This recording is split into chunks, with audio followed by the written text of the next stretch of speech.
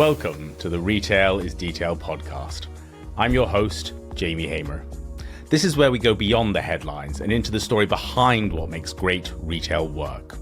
And every week I talk to the people building, running, and reinventing retail, from scaling teams and businesses to tech, loyalty, and data, unpacking what's working, what's changing, and what's next. If you care about the detail of retail, you're in the right place. Welcome to the Retail is Detail podcast. My guest today has spent 47 years at one company, starting from junior officer all the way up to CEO, and along the way built a 2.2 billion powerhouse serving over 1,200 independent merchants. He's just stepped back, so I'm hoping this will be the first time he can share everything. Chris Hayward, welcome to the Retail is Detail podcast. Great, thank you for having me. Absolute pleasure. Chris, I think not all of our listeners may be familiar with buying societies. Could you give us, given your incredible expertise, could you give us an introduction to the basics? Okay, well, a buying society is a cooperative. It's owned by its members.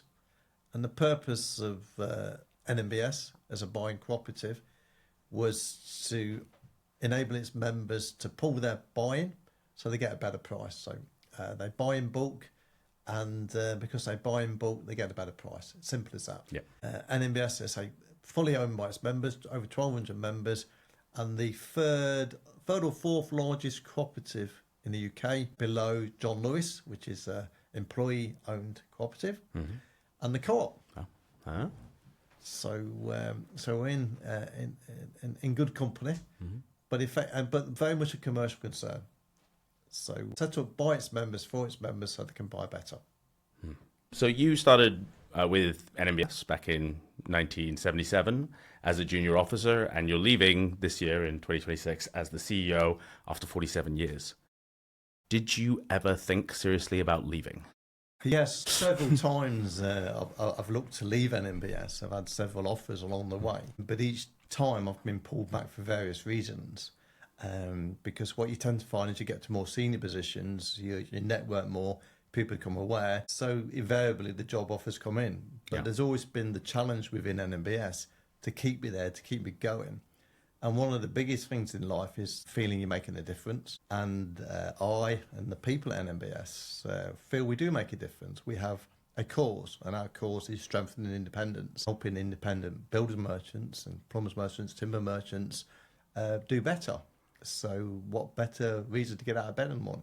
Yeah. And those companies that you maybe looked at leading to, I'm assuming they weren't building societies, and therefore that profit and accountability to shareholders instead of members might have been a factor. Well, the first approach I got was when I was giving some advice to a buying group in another industry, in the motor industry. So I did this. I was seconded to the business. The business NMBS knew about it. It was part of my development. And my challenge was to help this business, which was mainly a marketing type buying group, become invoice clearing and transactional house as well. So I advised them on the setup. And invariably when you do this, they say, well, we'd like you to manage it for us, the succession. And I actually accepted the role, which was fantastic. And it was all amicable. And I told the current MD at the time. And I was leaving, but unfortunately something happened within the business. We had a new finance director. It didn't work out. They made a couple of serious mistakes. And because my background was finance, because I'd previously been involved in the role, I was asked to stay. I was asked to stay and help sort things out. So I was torn because I was going to be an MD of a business. I was currently at the time in NMBS a marketing director. So they said, well, look, stay on. And the current MD, because he was partly responsible for what happened, said, I'll split my role so you can be joint MD. So you can imagine if someone says to you, the business you started as office junior, suddenly you could be MD, you could be attracted to that. But as always, I hedged my bets. And the company that I was going to said, well, we'll give you 6 months and then you can come across. So I stayed joint MD for 6 months. I lasted the 6 months. Previous MD didn't. So I got the full role, so I was very happy. And was that a pattern? Whenever you almost left, you got a promotion? Well, after that, it became offers related to mainly to the industry. But again, there were circumstances which made it more relevant to stay within NMBS, which I thoroughly enjoyed. It's an amazing business, amazing people, and that embeds the loyalty yourself to make sure it's always doing well. Yeah. And you hear these amazing stories like yours, like the Pret UK CEO starting in an individual Pret. What does that teach you being a junior officer? Well, when I first joined NMBS, I was straight from school, 16. When I left school, people were encouraged to stay on, do their A-levels, and you actually got a grant to go to university. So people actually paid you to go to university. But I came from a very working class family, and I was encouraged to go to work. So the first job I took was at NMBS office junior, £18.50 a week. And I did basically making the tea, running errands. And I loved it. And part of it was a small business at the time, and I got involved in everything. And I was always keen to learn new things, and I worked my way up. So my first managerial position was when I was 20, when I was doing accountancy exams at night school, and one of the modules was computers, and NMBS wanted its first in-house computer. So because I had the skill, I was saying, can you put our first in-house computer in? And that's what I did. Wow. So you've gone from the first computer to starting a data business to standardize data across the builders merchants. It's quite an evolution of technology. Yes. And what I quickly learned, I was computer manager, IT guy for NMBS for about 10 years. But I quickly realized that I wasn't very good at it. And what I mean by that is I didn't have the technical prowess to do programming and that kind of thing. So what I looked to do is develop more on the commercial side of NMBS, but actually work with the appointment of my successor and development and growth, and pick someone. A key tip for any successful business person is to employ people better than you underneath you. And I employed a really good IT guy. Awesome. And you said a previous chairman has told you that, Chris, just because you're right doesn't make you right. Where did that phrase come from? And was there a specific example that's related to that was a little bit painful? I can't think of a specific example, but like most senior people, you could be quite driven and quite forceful, especially when you're right. And we're often right, but it's getting the message across. So you have to take people with you. You have to, even if you're right, you have to understand that they've got a different point of view. And sometimes, even if you are right, the other person won't accept it. So you have to know when that's the case, and you have to be prepared to take a longer journey with them and help them understand why you're doing something, which I'm not a very patient person normally, but I've learned to be more patient as you get older and wiser. And so that's why we say sometimes they just drive things too hard, and he said need to let people catch up. And I've never been the CEO of a big company, but the bigger the company gets, the more consensus you need, the more you need to slow down a bit. Has that been the case at NMBS? And what have you put into place to help you to do that? Well, NMBS isn't a big business people-wise. So it's probably got, even today, about 80, 90 employees. Wow. So the beauty of that is you know every individual. And it's all about the team.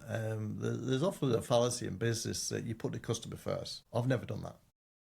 I've always put the people first, the people who work with. And if you put the people you work with first, then they will then put the customer first because you value them. And in a small business, you can show that you value them. It doesn't always go right, but everything that I did was through the team, and I wouldn't have got the achievements that NMBS got. We wouldn't have got the achievements if it wasn't for the team working together.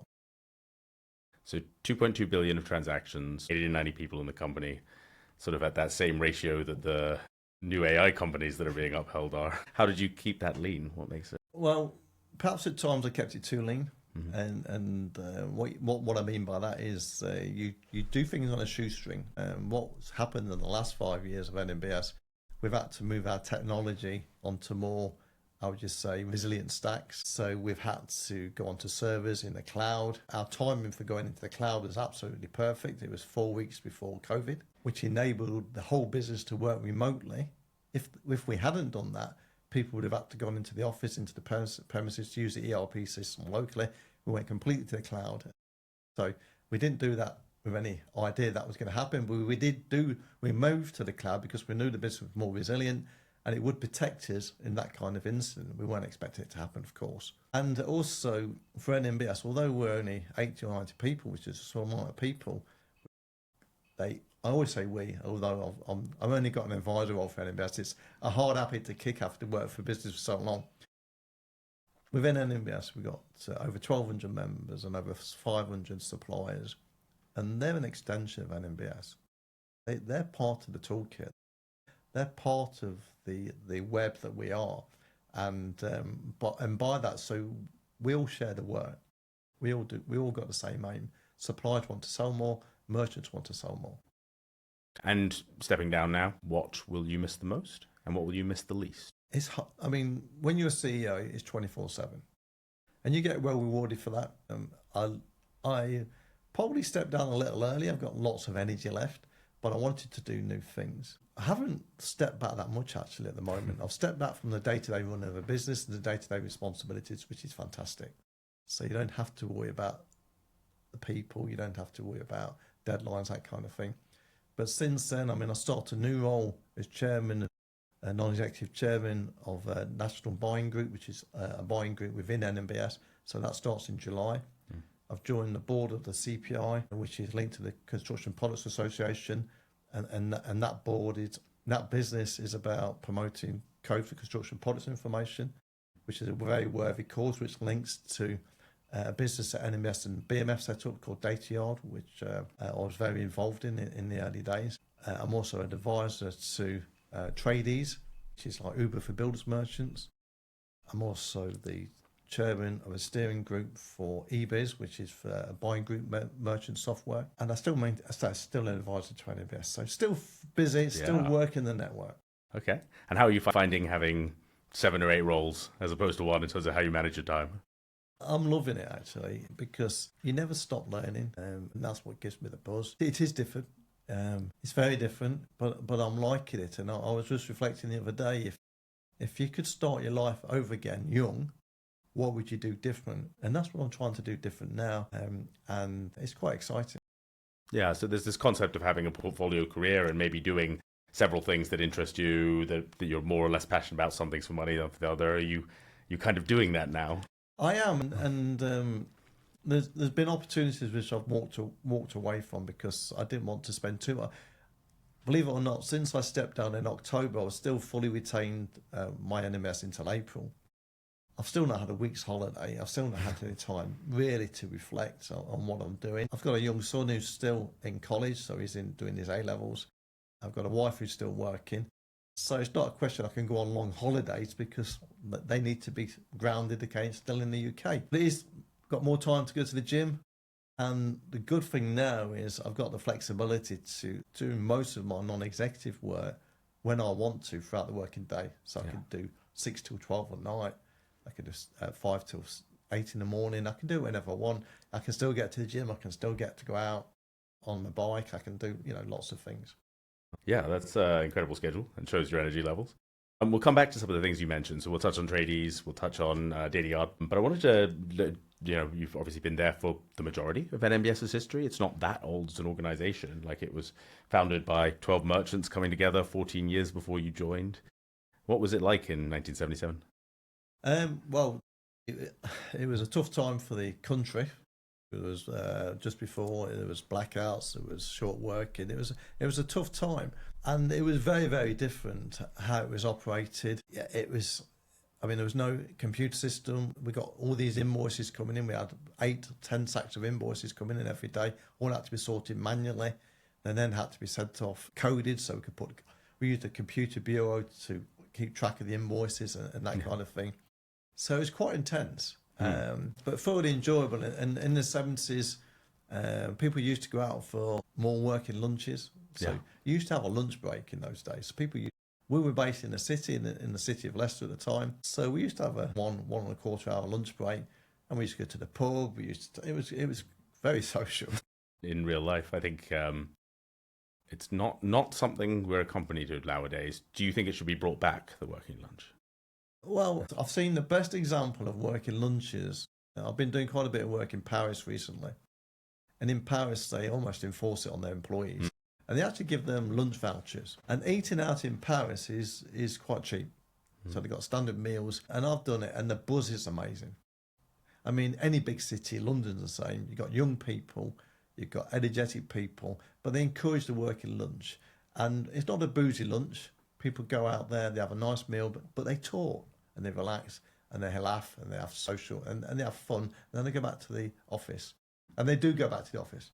In the older days, they didn't go back. So I don't think it'll work now. I don't think it will work now because demographics are different. I mean, that's the beauty. I love London because it's young, it's vibrant, and I don't make much difference when I step into the room on the average age. Whereas in the regions now, it's an older demographic.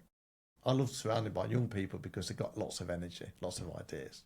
Yeah, and you're throwing yourself into many of those. So I wanted to go back to 2013. So the big coup for NMBS, or one of the big coups, was the merger with United Merchants. Yes. And you're sitting across the table talking about a merger that would double the size of the business almost, and potentially make for a serious coup, a next step in this buying group. What's the biggest thing that could have killed that deal? Well, it was a second attempt. There have been 3 attempts to do it. One was way early in the early 70s, which I wasn't aware of. I wasn't in the business then. And then the first attempt failed 2 years before because the aspirations on both sides were too big. But part of that process, I learned the fact that NMBS, we weren't ready for it. And if we had amalgamated with our competitor, United Merchants, who was slightly bigger than us at the time, then there was a strong sense that the team and the direction would have moved to their head office, which is based in Brighton, near Brighton, as opposed to NMBS in Leicester. So I went away from that first failure thinking, we've got to be better placed. So in the 2 years that followed, we put in a new IT system so we could cope with all the extra work because our old computer system wouldn't have coped. We got the computer system just in time before we completed the amalgamation the second time. So we had to run the old system for 1 month and it nearly died. But we went live on the new system at absolutely the right time. So we were best set to manage the amalgamation. Everything moved in the direction of the NMBS team, which I was really pleased about for our culture. And also the senior management team within our competitor was going through a change. So their MD was retiring, a guy called Hayward, really, really good guy. Lives near to me actually in Leicestershire, but he was stepping down. So there was no conflict of who was going to get the top job. His commercials type sales director, he was also leaving to set up a business.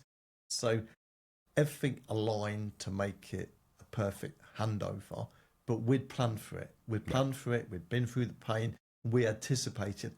We weren't ready the first time. If we'd done it the first time, it may have failed. It may have been really difficult. So I'm so glad that we prepared for the second time. And you've already mentioned some things happening just in time, and a lot of those technological, like just in time moving to the cloud before COVID, just on time upgrading your IT system before the merger. Did your 10 years as the IT manager for the business help provide that visibility? How much of it was luck and how much of it was skill? You always need luck.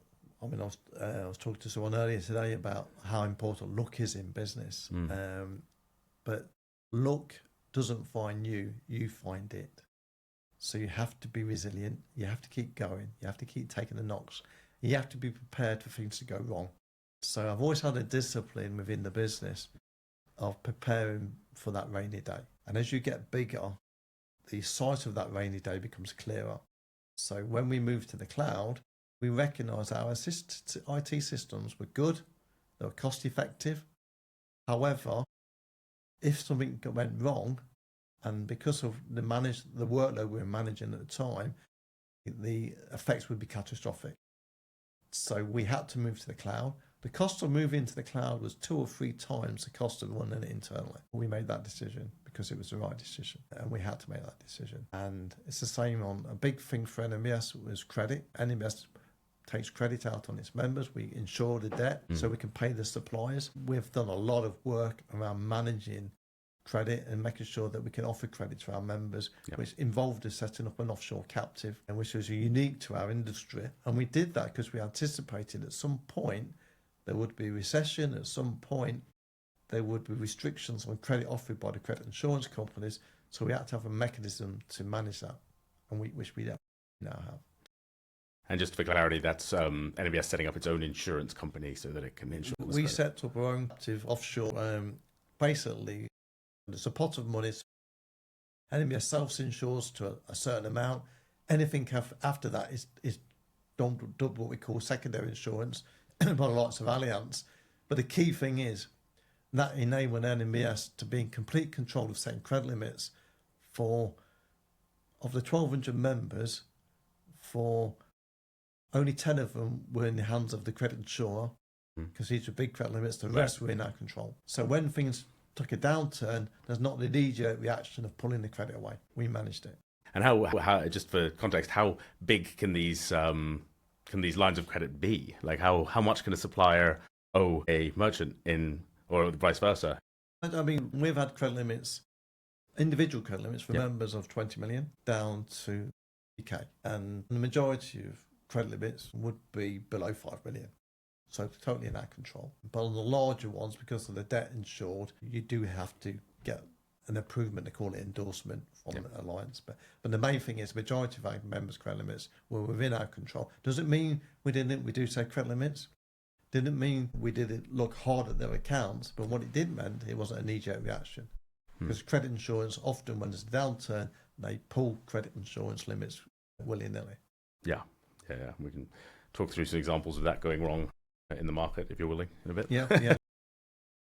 So, but the fascinating thing about the United Merchants acquisition is, if you look at the history of buying merchants or building societies mergers, they've gone pretty badly and destroyed value for their members. This one did not. Members' returns went up massively. It doubled turnover. It was a very successful merger. How did you pull that off? Well, I'd say preparation was the main thing. And we worked really, really hard at converting the business from one business to another. So normally, you're quite right, when two businesses combine, you often see turnover drift. We managed to secure most of it. We retained all the turnover we expected to retain, which was pretty amazing. But we worked really hard at that.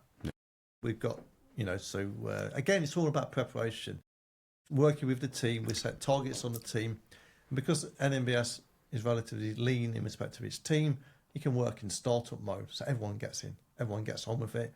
You have firm targets, we work towards them, we talk to people, we work hard, and we achieved it. And so we knew, the IT system was really important, the backbone of the business, but then our sales and marketing team, our category manager had to renegotiate all the deals for all the suppliers, set up new deals, and we worked really hard on that.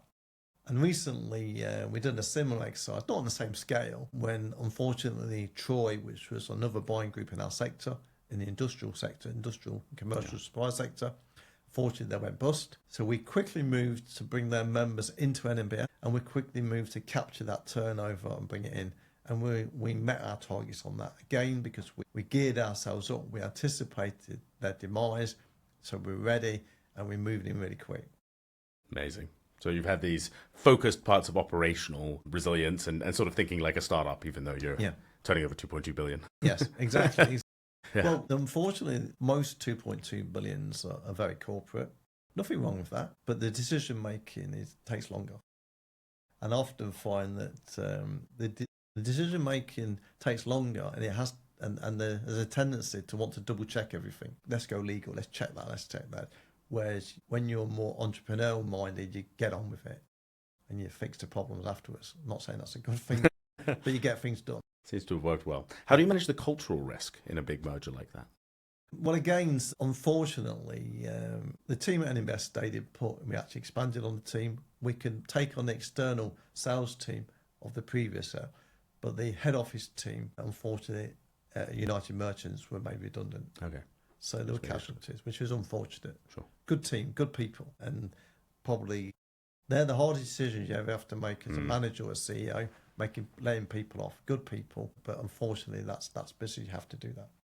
A very effective way of managing cultural risk is to choose one culture and go with it. Exactly. Yeah. So we were the culture.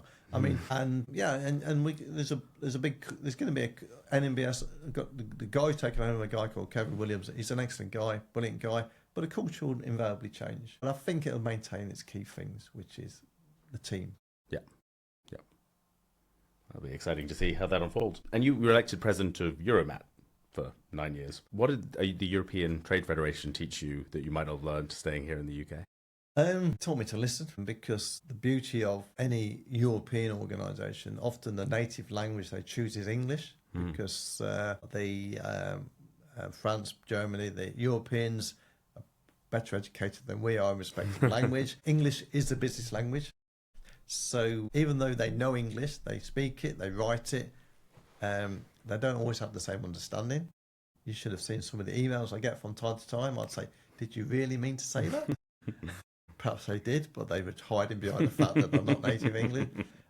So I found that, it made me reflect, and it made me look at how to drive consensus by listening to people and then saying, look, now we need to make a decision and this is how we should do it. And I love working with the different countries, the different cultures that come to play, a different sense of humours, but generally our European counterparts, they're amazing in what they say they can do more than one language, often two or three. And it's just they want to learn as we want to learn. So yeah, I always found it great. And so recently I got NMBS into an organisation called Eurocraft, which is based mainly on the commercial side, the commercial products, that kind of thing. And that worked really well because Troy used to be members of them, talking about the buying group, which demised, so we went in there. And I was literally in Paris this week and a meeting with them, just discussing their objectives for the next 12 to 18 months. And again, it's just great to meet these people, and what better place for a meeting than have a nice meal out in Paris. Yeah, awesome. So NMBS is structured as an industrial provident society. So all profits are made go back to its members. How does it change your decision making, and when you don't retain profits year to year? Well, I say NMBS is a cooperative owned by our members.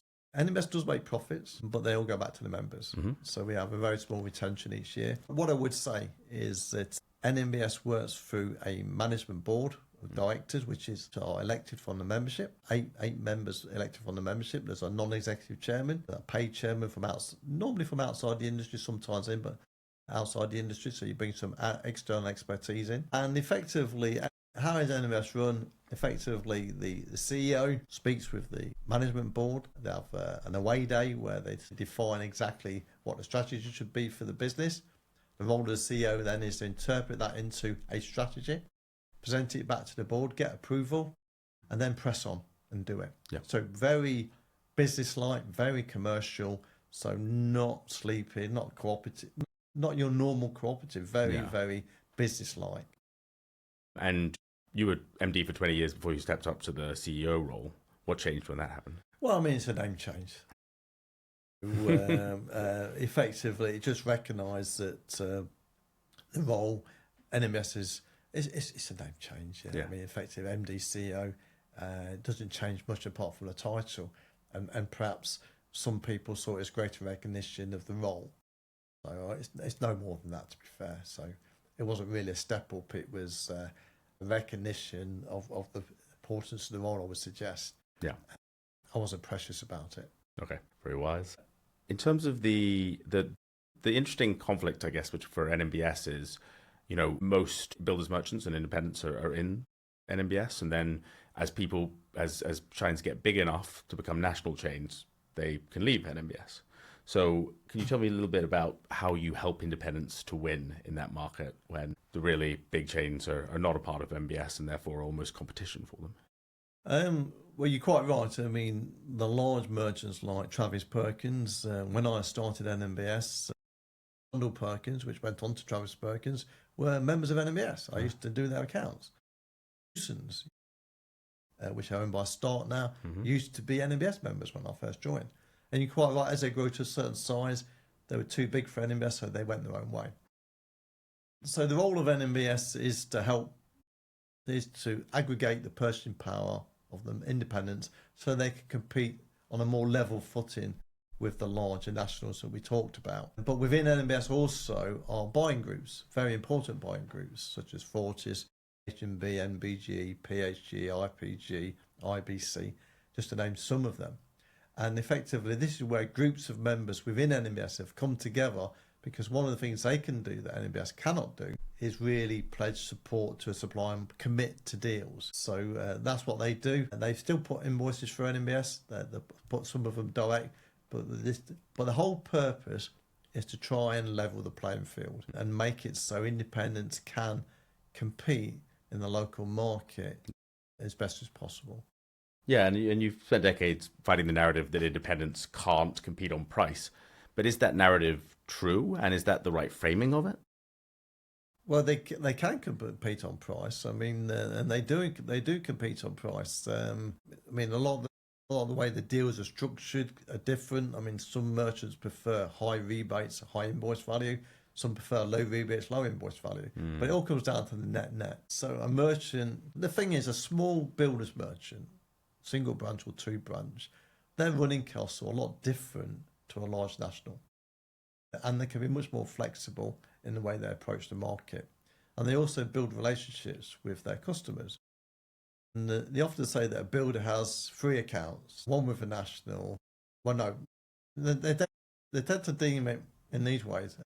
One on stock, one about to go on stock, and one they can buy off. And what we try and say is that the independents try and have a better relationship with their trade customers, so they're the one that they buy off most of the time. Yeah, that makes sense. So an independent might have multiple buying merchants that it works with. Sorry, building society. An independent could be a member of NMBS, they could be a member of another buying group, they could be a member of 2 or 3 buying groups, but generally they're a member of just one other buying group. Yeah.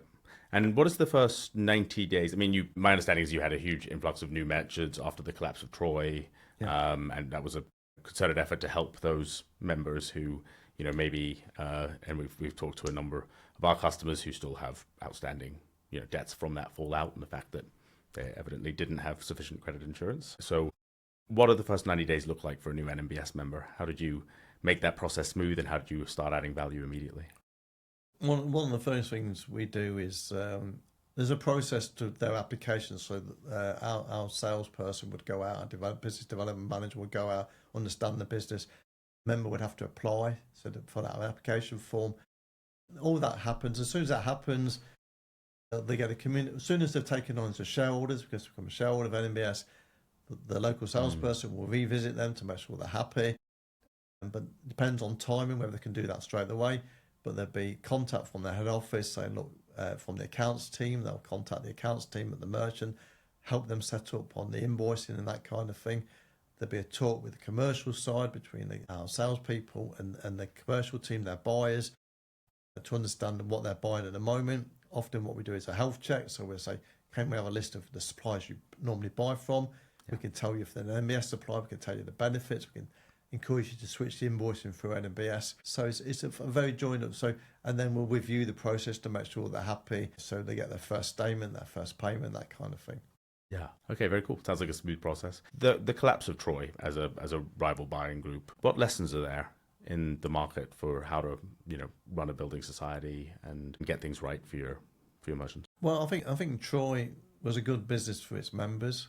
It was a good community. It had a good community of members. And the people who worked at Troy were good people, a good team. But I can only read this is only my take on it, it's true, but I think invariably they became highly geared, so they borrowed a lot of money. They went beyond course, so they were buying some of their merchants if they got into difficulties, nothing wrong with that. And they were also investing in other activities. So their cash flow was under pressure, and they had a major bad debt. And that's what caused them an issue. So the key for any business is managing your cash flow. And I always say to merchants, suppliers, don't worry about your biggest customer going bust. Worry about them not paying. And there's a big difference. So can you manage your top 2 or 3 customers not paying you at the same time? Have you got the cash flow, or have you got access to the cash flow to manage you through that? And if you haven't, then you could potentially be at threat at some point. And unfortunately, that's what's happened to Troy. So the people at Troy, the people who work there, the members, the suppliers, really good, really good. And it was a shame to see it go. I really wish it hadn't gone under the circumstances that it did. Sure. Yeah, that's very gracious. So yeah, and from our journey point of view, from Loxa's perspective, we were about to become a service provider member to Troy, and that collapse led us to NMBS. How do you view tech suppliers as part of the ecosystem, like ourselves and like Tradeaze, where you're now on the board? I think tech suppliers are going to be essential going forward because they help improve the efficiencies of any business. In particular, if we look at the Loxa product, which is effectively a great tool for anyone selling something online. In respect, it gives the merchant an incremental sale which they may not already have. And effectively, it would enable someone when they're buying, say, a power tool at checkout to have the option to have extended warranty or credit insurance or insurance for loss of product or breakage, that kind of thing. And the beauty about that product is if the insurance is enacted, then the customer has to buy the product again through the merchant who sold them originally. Yeah. So for a merchant, it's win-win. But the key thing is it's an incremental sale. And I always say I always encourage people to look for that incremental sale because that can really make a big impact on your bottom line. Yeah, and we appreciate that. And yeah, the intangible product is something that a couple of our guests have talked about, the benefit of not needing a supply chain on that individual line for once. Yeah. We've also had Jack Hopkins from Tradeaze on talking about the potential importance of same-day delivery for builders merchants, including now moving online. How do you see innovations like that changing the game for independent merchants? And what else can you see in the pipeline that's going to be huge? Well, if we talk about Tradeaze and the impact of same-day delivery, we've seen the impact that it's had within Screwfix in respect of they've got same-day delivery, same-hour delivery. Yeah. And we've seen the impact of Prime, Amazon Prime, same-day delivery. And generally, everybody wants it now, and that's the movement of travel. So without the likes of Tradeaze, that would not be manageable for independents. Right. Large organisations are looking to how they can outsource that delivery service, but it takes a hell of a lot of setup. There are different businesses to Tradeaze out there as well who delivery service. What I like about Tradeaze is they focus entirely on delivery and on meeting that requirement for same-day delivery, and it gives the ability for independents and nationals who use the same service to flex their delivery fleet to meet the demands of the customer. So the key thing is technology is helping meet a customer demand. Yeah. And we're going to see more and more of that going forward. Yeah.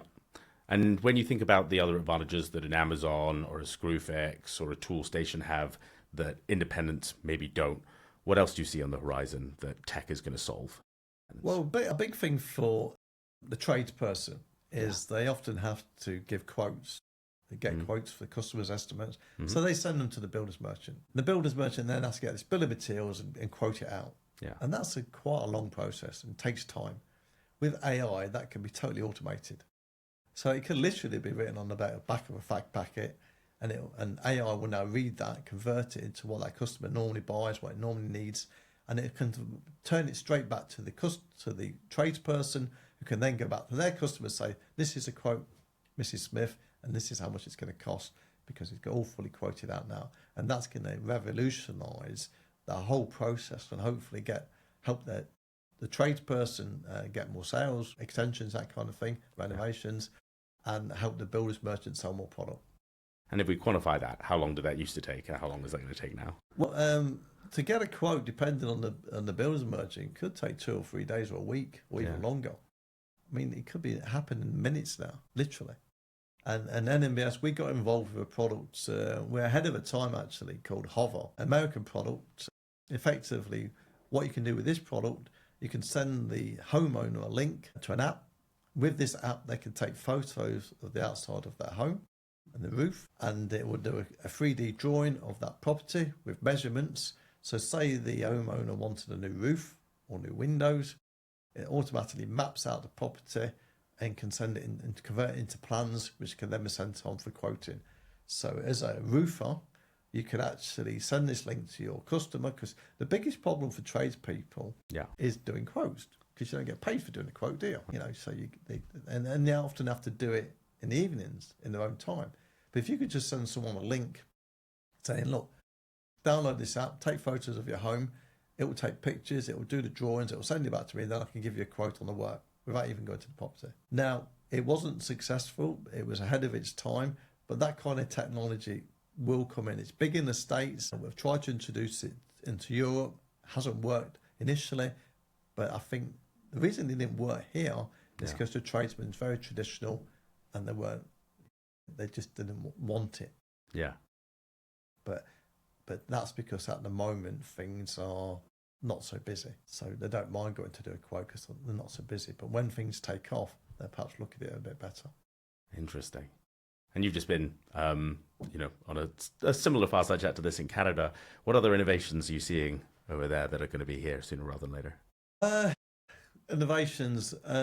Well, again, it's all around AI. And we talk about AI, but AI is here now and it's working, it's practical. So again, managing calls in from customers, like for another product I'm looking at, again from the States, a product called Moblico. And effectively what that does for a merchant, it brings all the communication into that merchant into one place. So what I mean by that is their customers, the builder will send in a WhatsApp message, can send in an email, can send in a text message. It could consolidate all this together into a single platform. So when you're communicating out to your customers, you can see exactly what's happening across the whole business. At the moment, if a WhatsApp order comes in, it's often to a salesperson's phone. So it sits on that phone, doesn't get action straight away. That WhatsApp could sit in a central server, which could pick up on that quote, that order straight away, convert it into a quote, whatever, and it goes through the system. So those kind of things, that kind of technology, anything that aids people doing a better job. Nice.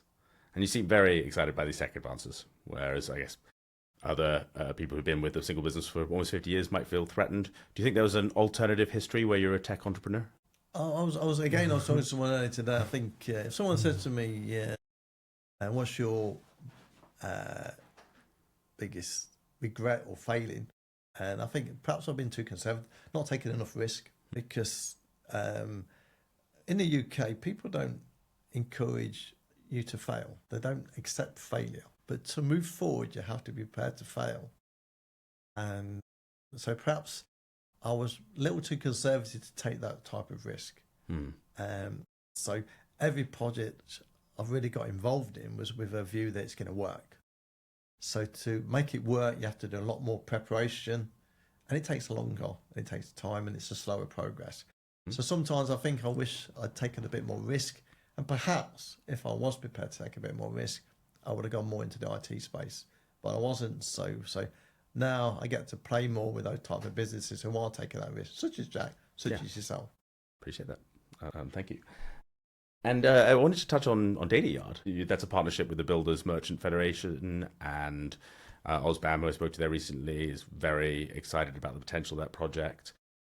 You can correct me, but as I understand it, it's providing the digital infrastructure for a lot of builders merchants to move online more effectively, and product categorization. Is that fair? Well, I mean, the central premise of it was the NMBS. We had this idea that we needed a central pool for product data, because product data is essential for selling online. You need good product data, but also you need good product data to update your back office systems for ordering product and for selling product on your ERP systems. And the fact is that most suppliers struggle to give good product data. And also, everyone's asking for the same data over and over again. So Travis Perkins will ask for it, NMBS will ask for it, individual merchants will ask for it, juicers will ask for it. So we're all asking for the same information in different formats. So we had this idea, because we'd already developed an online marketplace for NMBS members to buy from NMBS suppliers called One Place, a marketplace. But again, we came up with cost of challenge. We couldn't get good product data. So we thought, well, let's create this single data pool. We could have done it on our own for the industry, but we felt the BMF offered the best chance of getting the whole industry involved. Because for us, for me personally, getting someone like Travis Perkins on board was really important, because we're a major builders merchant within in the UK. And if we could get their endorsement, then suppliers would be compelled to actually start giving good data to a single place. And there'd be an advantage to the supplier. So that's where it started. It's doing incredibly well, got over 120 suppliers signed up already. It needs to move faster, and we need to get more and more data on it. But the goodwill from the industry, the fact that we've got investors, even TP's an investor in it, we've got merchants investing in something that's going to be a big asset to the whole industry. And they also help with the golden thread. Following Grenfell, there's a lot of responsibility on manufacturers to make sure they're giving good product information, how that product operates.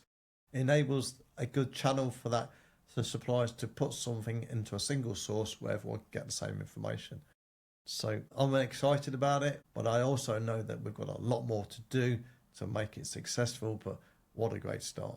Yeah. What a great start. Yeah, I mean, getting 1,200 independent merchants and the nationals to agree on anything must be challenging. But this is a big enough initiative. It's a big enough initiative, and NMBS was so pleased that the collaboration with the BMF, they agreed that we'd work together for the industry good.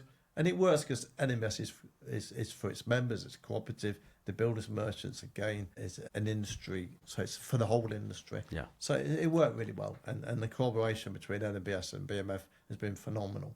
Awesome. And can you comment a little bit on that, from like a data yard perspective? How much does bad data infrastructure, and as you're saying, product information, actually cost a builder's merchant if it's not right?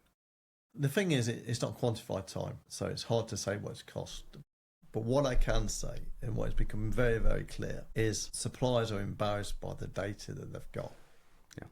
Yeah. But my message to all suppliers: don't be embarrassed. Yeah. Everyone's got poor data, but working with data yard, let's get that data in shape now. I cannot understand, and I have to say to every CEO I meet on the supply side, manufacturer side, have you got someone responsible for product data? Many of them will say, oh, I'm not sure. I think it sits with marketing. I think it sits with such and such. No one's quite clear within their own business. And you would think that every manufacturer would have, and supplier would have, a dedicated person whose sole job in life is to make sure their company's got good product data to potentially put their product in danger of being sold. And does that speak to the relative importance of online as well? I mean, if you look at the UK overall, we're up to 35% of everything being sold online. Yeah. That's just not true in this sector, right? It's much more in person, much more still pen and paper in some places. It is. It depends on product. If it's power tool related, it's predominantly sold online or accessed via online. So certain products are, but most other products, especially heavy side products, then they sell offline. Yeah. But people start the journey if it's a new product online. So they do the research online, and they are doing that now. And following Grenfell, as I mentioned before, it's absolutely essential that the product does what it says on the tin. So if a product's fireproof, it's different to being fire resistance, and that distinction is really important. And so, yes, I think online is important. It's important that we have good data for online, but this stretches far beyond just online. And also, once we've got good data, again, AI needs good data to work at its best. So if it's got good product data, then you can do category comparisons, product comparisons. You can do proper like-for-like lookups on product, and you can actually see if you're looking for particular performance from a product, you can see straight away what product would be the right product to do the job. Yeah. And if online first construction platforms are growing, still small but growing, and if there were an Amazon for building materials, as many people no doubt hope to create, what would that do for the independent sector? Would it kill it, or would it force it to be stronger? The thing that makes the builders merchants resilient is most tradespeople aren't necessarily that well planned. So I was talking to a CD executive at Screwfix some time ago, and they did some research which showed only 20% of a builder's time is planned. So 80% of what they do is that day. So they need the suppliers that day, so they have to buy local, they have to buy the nearest thing. So effectively that last mile, that instant availability is on your local merchant. And also, if it's big product, it doesn't lend itself to going into vans. It has to be moved with vehicles and that kind of thing. So that insulates merchants a lot from online. However, what builders want now, before they go to a builder's merchant to pick up product, they want to know if it's there. They want to be able to integrate their system to say, I'm going to go and pick up some info. So they want to know before they get there that it's available. They also maybe want to put their online, so they're just doing a pickup. So they don't have to worry about a trade counter. They go collect the stuff and go away. Or they can ask for it to be delivered if they want it even quicker. Yeah. The merchants are less so worried about online, but they need to be able to communicate online. People need to be able to reach them, but locality access is still very, very important to. So that's why Amazon will always struggle to sell heavy-side building materials. However, they will do it via link up via a chain of builders merchants. Yeah, it's got to click and collect, but the pricing will need to be even sharper for each builders merchant because of accessibility. Yeah. Interesting. And do you have a sense from that same study of how tradespeople are using AI, whether that's permeating and whether they're doing, looking across LLMs at the same time? I would say, if you think about it, the technology for the average tradesperson is their phone. That is that's their office. They do everything of that. Yep. And within that office, you've got ChatGPT, haven't you? Which is readily available to them. And I've also seen, and I'm not a great believer in this, but voice notes, and people using voice notes. And with Copilot and ChatGPT now, basically it can convert a text message or a voice note into writing. And so effectively, in the future, a builder might just say, I need this into his phone, and it will then look for where to place the best order straight away. Yeah. So yes, the tradesman is probably going to be more tech savvy than the average builder's merchant, simply because everything's on the phone and they'll just use it. Yeah, that's great. Delivered by Tradeaze, no doubt. And where do you see, if we look ahead to 2035, where do you see the builders merchants industry? Is it like it is now but better digitalized, or is it completely different? I think possibly at the moment it's probably an oversupply position for the market as it stands. So probably too many builders merchants. Yeah. So too many branches. So there's lots of competition at the moment. So it's very difficult. I think everyone's waiting for a turn in the market. But I think a general builders merchant will look similar to what they are today. But the key difference, as I mentioned earlier, is they'll have to be a lot more digital savvy. So people need to communicate them via their phone. Yeah. And they'll need access to real-time understanding what's on stock, what's available, that kind of thing. Yeah. Yeah. Interesting. We've seen a lot of consolidation in the sector already. Does that mean more's coming? I think there's going to be a change because we have seen lots of private equity investment and we have seen consolidation. We've seen consolidation within the builders merchants fraternity since I joined the industry back in the 70s. And that's what led to the big groups like Travis Perkins and Jewsons and that forming by acquisition. And you see that with Build Base, which were then acquired by Huge Grey. And all I would say is, look, acquisitions, consolidations, it's always been here. Yeah. And what tends to happen is when that happens, the branch manager who's bought as part of acquisition doesn't like the new owners, so they set up on their own. So there's always new people coming through. But it is more difficult, and at the moment the trading climate isn't attractive for that. But generally, the key thing is people will always need new homes, and they're going to need to be built. I know we're way behind on the government targets, but they do need new homes, and they need to repair, maintain, and improve the properties that are already there. So builders, merchants, and building material supply, there's always going to be an underlying demand. Yeah, it's not like shoes where manufacture goes offshore and from China and that kind of thing. They need to be building materials need to be serviced locally in respect of their delivery and supply. But yeah, there's always going to be a market for builders merchants. So yeah, I think there's a long future for it. And what's the most dangerous assumption in the market right now for builders merchants and independents that no one is willing to challenge? That's a great question. Most dangerous assumption. Well, I think one of the assumptions was the same as me, that this year was going to get better. And we had the thing in 24, survive till 25, and we're in 26 now, and perhaps it's heaven in 27. But all I would say is that we were expecting things to get better this year, and then Mr. Trump decides to get involved with Iran. It's at the very least put us back 12 to 18 months ago. So I would say the story about a guy who was in a Vietnamese prisoner of war camp. And the guy says he survived it. And the guy said, "Oh, you survived because you're an optimist." He goes, "No, all the optimists died." Because the optimists would say we'll be out by Christmas. And Christmas would come and they wouldn't be out. And then they say we'll be out by Easter. And again, this would come and they wouldn't be out. So they'd lose all motivation and basically fade away. Well, he said, "I'm a pragmatist." He says, "I knew we'd be out one day." So, and that's what kept me going. And I think the merchants need to, it will get better. But until it gets better, we've all got to manage our costs, and we've all got to manage our cash flow, and we've just got to ride it out.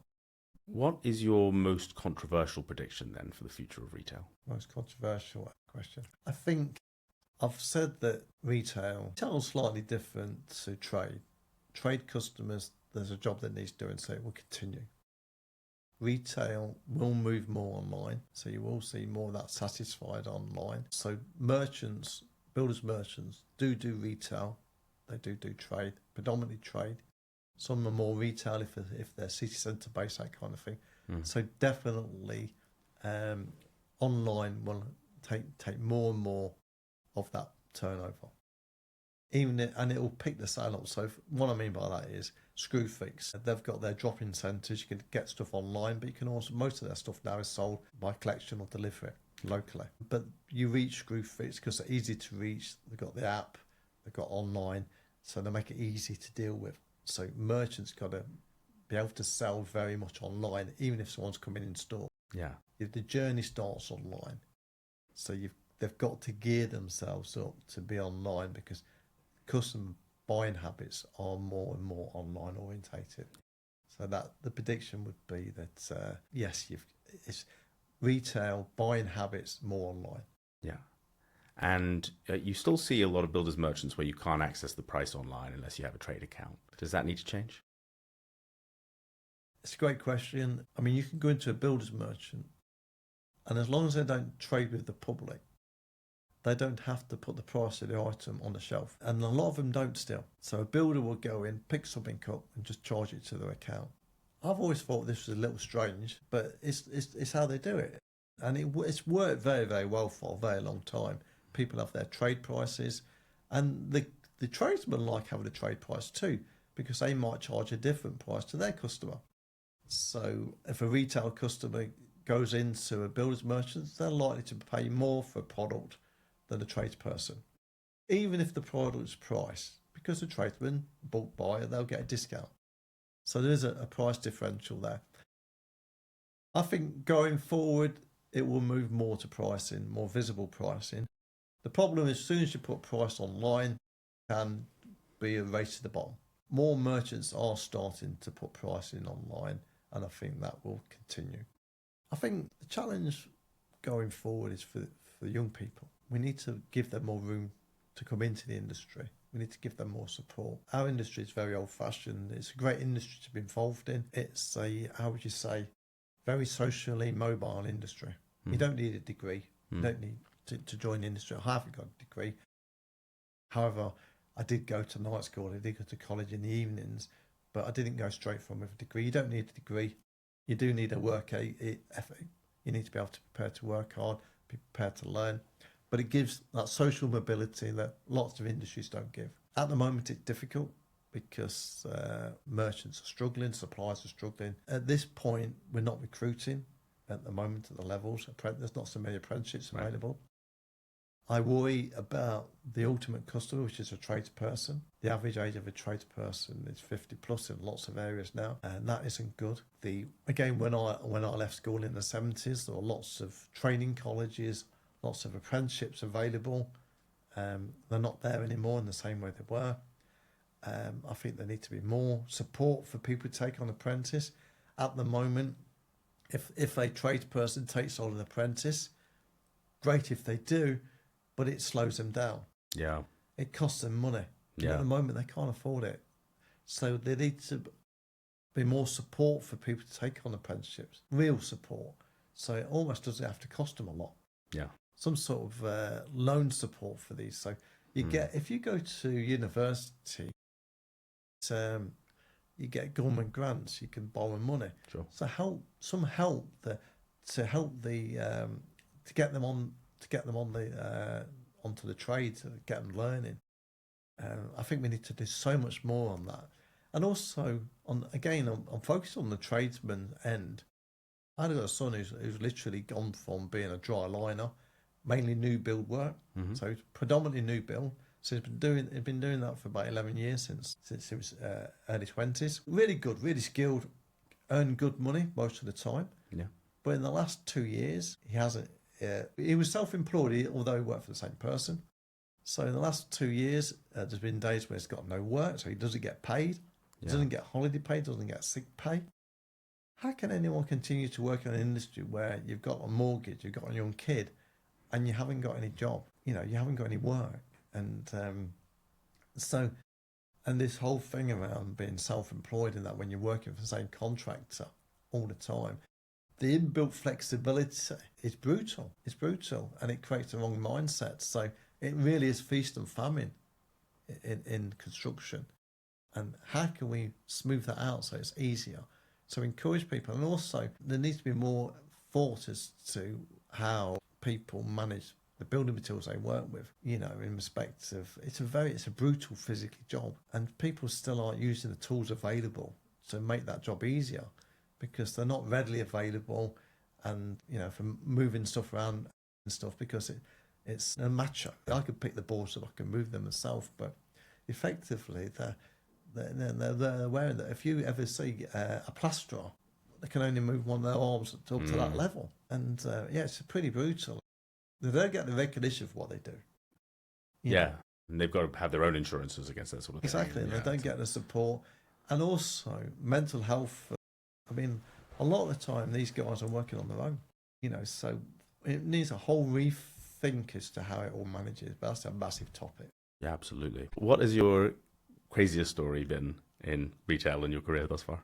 Well, I mean, it's a crazy story. It goes back to my roots, actually, and it's a bit of a ghost story, actually. I was employed by a guy called John Tatton, employed me straight from school, really nice guy. And I didn't work alongside him, I worked for him for many years, and then he retired, and he moved away from NMBS. And one of my first roles when I became MD 25 years ago was we have an annual function at the Grosvenor House in London, dinner dance, and I invited him along as a guest of NMBS to thank him for what he'd done. And I did that every year that I could. And then he stopped coming because he got a bit more frail. Yeah. And unfortunately, eventually he passed away. And he lived in Bournemouth, which is a good distance from Leicester. So I drove down to the funeral. And because it was a long way, I was first at the church. And it's a big Roman Catholic church. And it was a huge church. I went in and it was a massive place. So I sat down and it was a lovely service. And John was a devout Catholic, so he went to church every week. Yeah. And right at the end, a little old lady tapped me on the shoulder. And she says, "Excuse me, I hope you don't mind me asking, but how did you know John?" I said, "Well, John has employed me straight from school, and I eventually became MD, and I know him very well, and I was so proud to follow in his footsteps." He goes, "Well, John used to come every week, and John always sat where you've just sat." Ooh. Imagine that, of all the places to sit. And for her to actually tap me on the shoulder and say that to a complete stranger, it was all very bizarre. And I'd like to think that perhaps it was fate, and perhaps we built a link together, which was good. That's awesome. Do you think about a lot of the things you've done as being his legacy as well? I think he was a great guy. Perhaps didn't get the recognition for what he did, but he was the guy who helped set the organisation up. Yeah. And when it was first set up, it was he was running the whole operation for the bedroom in his house, getting invoices in. He was doing everything, and it grew from there. Really, really good guy. He had like a lovely fashion moustache and all that kind of thing. And he was a gentleman, a really nice guy. So yes, I like to think that some of what he taught me carried on through me. Right. So yeah, it was nice. And I say, and going back to what I said about the people being important, I think the people are important in any business. Yeah. And that's the culture that I've tried to live by. Work with your team, and that gives you the biggest satisfaction because they're family. You work with them. You work with the people you work with. You see them more than you do your own family. You spend more time with them. Yeah. I mean, it's less so now because of remote working, that kind of thing. And as far as against remote work, I don't knock it, but I'm old school. I like to be in the office. I always stayed in the office. I get the advantages of home working. It's the people that drive the business that makes the difference for me. That's awesome. What's the single biggest change you'd like to see? I'd like to see a recognition that apprenticeship is a real profession. A real profession. But, in Germany, apprentices are looked on in a very different way. They're looked as skilled technicians. They're looked as something that's important to the community. Here, it's not looked that way. Chris Hayward, thank you so much for coming on the Retail is Detail podcast. Thank you for having me. That's it for today's episode of Retail is Detail. This show is brought to you by Loxa. We are on a mission to protect every retail customer everywhere. We help retailers and brands offer product protection seamlessly, online and in store, across every major platform and in every insurable category. Find out more at loxacover.com. You can catch every Retail is Detail episode on YouTube, Spotify and Apple Podcasts, or at retailisdetailpodcast.com. And please follow us on LinkedIn, TikTok, and Instagram for daily insights from the show. I've been your host, Jamie Hamer. Thanks for listening, and see you next week.